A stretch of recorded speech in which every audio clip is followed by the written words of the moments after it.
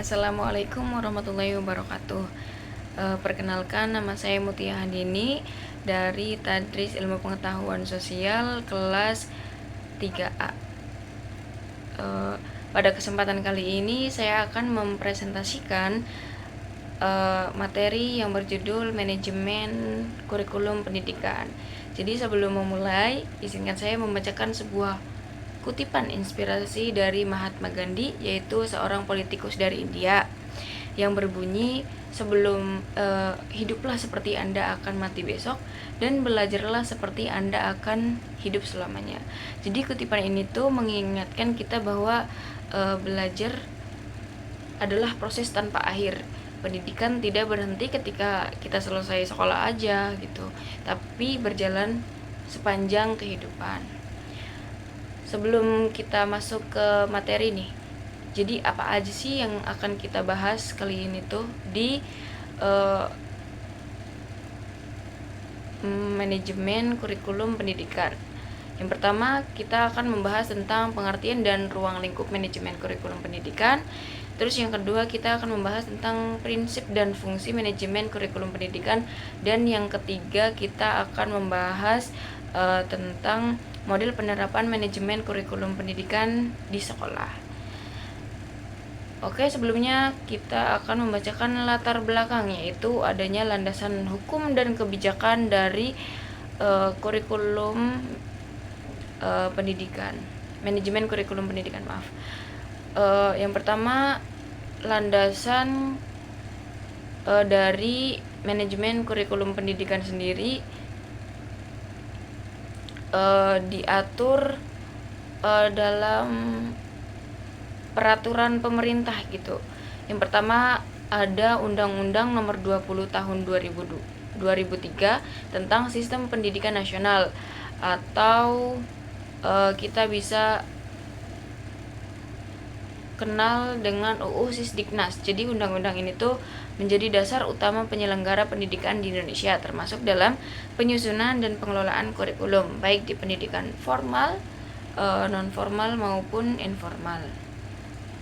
Selanjutnya ada peraturan pemerintah nomor 19 tahun 2005 tentang Standar Nasional Pendidikan yang telah diperbarui melalui PP nomor 13 pada tahun 2015.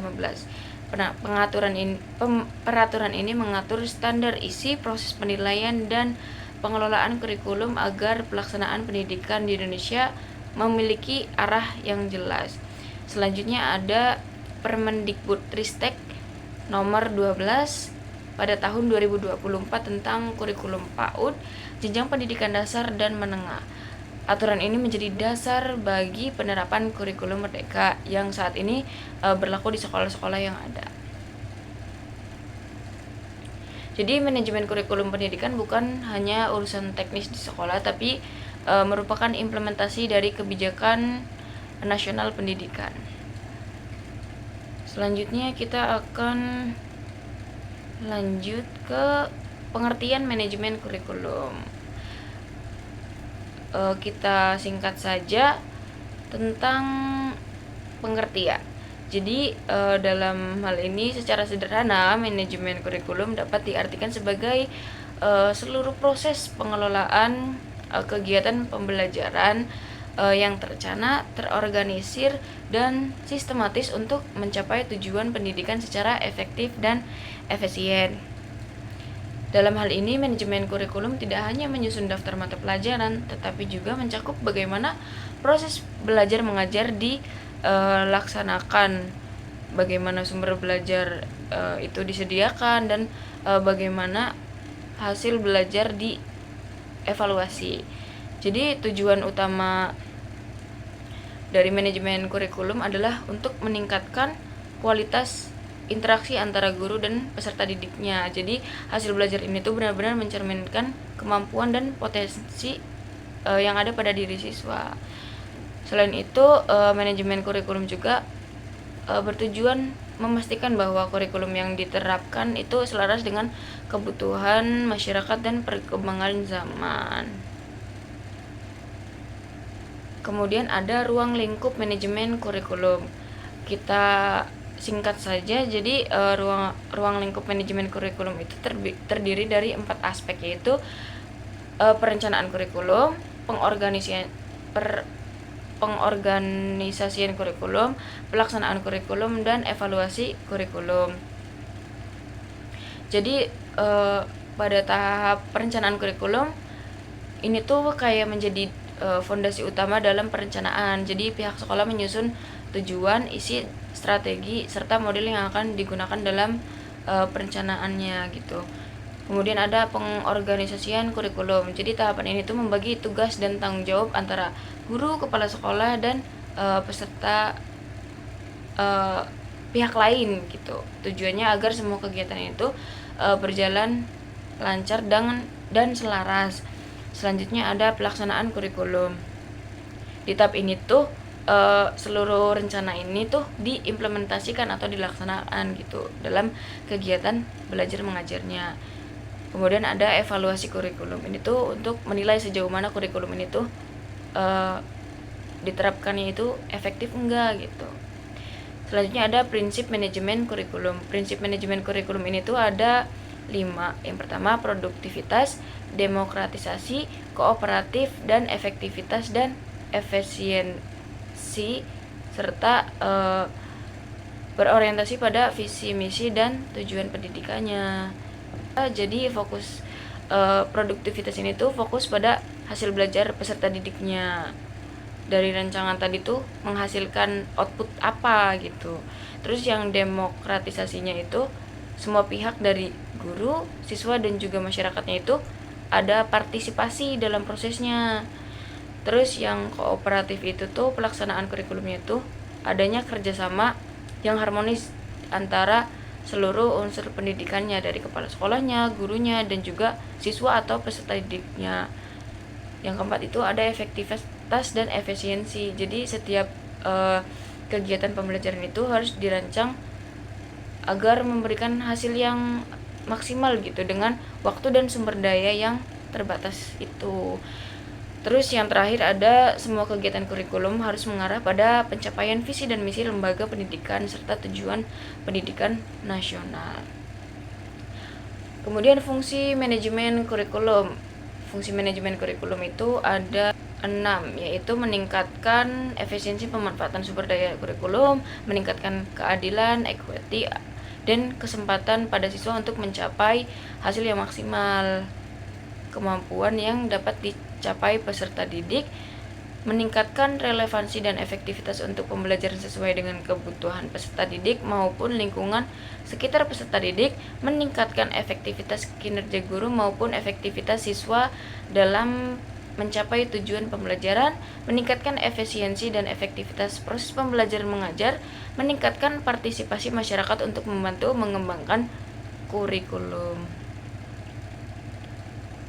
Dengan kata lain, ini fungsi ini tuh fungsi manajemen kurikulum adalah menciptakan sistem pembelajaran yang efisien, adil, dan berdaya guna. Selanjutnya kita ke model-model penerapan manajemen kurikulum yang sering digunakan di sekolah. Di dalam pemilihan suatu model kurikulum bukan hanya didasarkan pada kelebihan dan kekurangannya saja, tetapi juga harus mempertimbangkan dengan sistem pendidikan dan sistem pengelolaan pendidikan yang mana dianut serta model pendidikan mana yang digunakan. Jadi di sini tuh ada 7 model penerapan manajemen kurikulum di sekolah, yaitu ada model administratif, model pendekatan crossroads, model demonstrasi, model backup, model Rogers, model pemecahan masalah, dan Taba interpret model. Misalnya, jadi model administrasi ini tuh proses mengembangkan kurikulum yang dilakukan oleh pihak pengambil kebijakan atau tim ahli tingkat atas. Biasanya digunakan untuk kebijakan nasional. Jadi ini tuh kalau model administratif itu tuh dari atas gitu, lembaga yang berkuasa atau sebagai pemilik kebijakan. Yang kedua ada model Rhodes. Model ini tuh berasal dari tingkat bawah, yakni guru dan sekolah. Jadi para guru ini tuh menyusun kurikulum sesuai dengan kebutuhan peserta didik di sekolahnya. Jadi tuh ini tuh dari tingkat bawahnya. Kalau yang model Crossroads. Selanjutnya model demonstrasi. Model ini tuh melibatkan guru atau ahli yang mencoba berinovasi. Jadi pada model ini tuh sekelompok guru dan ahli itu berinovasi untuk menciptakan model ini gitu. Terus yang keempat ada model backup yang terdiri dari 5 tahap, yaitu menetapkan lingkup, membentuk tim ahli, menyusun tujuan dan isi kurikulum, implementasi dan juga evaluasi, kemudian perbaikan ya. Kemudian model Rogers. Model relasi interpersonal Rogers menekankan pengembangan kurikulum melalui hubungan manusia yang harmonis, dimulai dari pembentukan kelompok, pertukaran pengalaman, perluasan hubungan antara guru, siswa, dan masyarakat untuk memecahkan masalah pendidikan bersama. Selain itu, ada model pemecahan masalah. Model ini dikenal sebagai Action Research Model, memandang pengembangan kurikulum sebagai proses perubahan sosial yang melibatkan seluruh komponen pendidikan seperti siswa, guru, orang tua, dan sistem sekolah. Kurikulum ini dikembangkan untuk memenuhi kebutuhan para pemangku kepentingan melalui prosedur penelitian tindakan action research secara berkelanjutan. Selanjutnya yang terakhir ada Taba Interfaith Model. Model pengembangan kurikulum Hilda Taba dikenal sebagai model induktif atau model terbalik karena prosesnya dimulai dari pengalaman langsung di lapangan, bukan dari teori. Taba menilai bagaimana pendekatan induktif itu lebih mendorong inovasi dan kreativitas guru. Langkah-langkahnya itu meliputi mendiagnosis kebutuhan dan menyusun unit kurikulum, melakukan tryout, merevisi hasil uji coba, menyusun kerangka teori, serta mengumumkan kurikulum baru untuk diterapkan. Jadi dari seluruh pembahasan tadi dapat disimpulkan bahwa manajemen kurikulum pendidikan adalah proses pengelolaan seluruh kegiatan belajar, mengajar secara sistematif untuk mencapai tujuan pendidikan nasional. Manajemen ini tuh berlandaskan pada prinsip produktivitas, demonstrasi, kerjasama, efektivitas, efisiensi, dan juga berorientasi pada visi misi lembaga. Fungsinya untuk meningkatkan efisiensi, efektivitas, relevansi, serta partisipasi semua pihak dalam pendidikannya. Kemudian tadi sudah dibahas tentang model-modelnya dapat digunakan sesuai dengan kebutuhan sekolah yang ada. Baik, sebelum penutup, izinkan saya kembali mengutip pernyataan dari politikus Indonesia, yaitu Anies Baswedan, yang mengatakan bahwa kurikulum berubah tidak otomatis pendidikan meningkat. Namun jika kualitas guru meningkat, kualitas pendidikan pasti meningkat, itu kuncinya. Demikian presentasi yang dapat saya sampaikan mengenai manajemen kurikulum pendidikan. Semoga materi ini menambah pemahaman kita tentang pentingnya pengelolaan kurikulum dalam dunia pendidikan. Kurang lebihnya mohon maaf. Akhirul kalam, wabillahi taufiq wal hidayah. Wassalamualaikum warahmatullahi wabarakatuh. Terima kasih.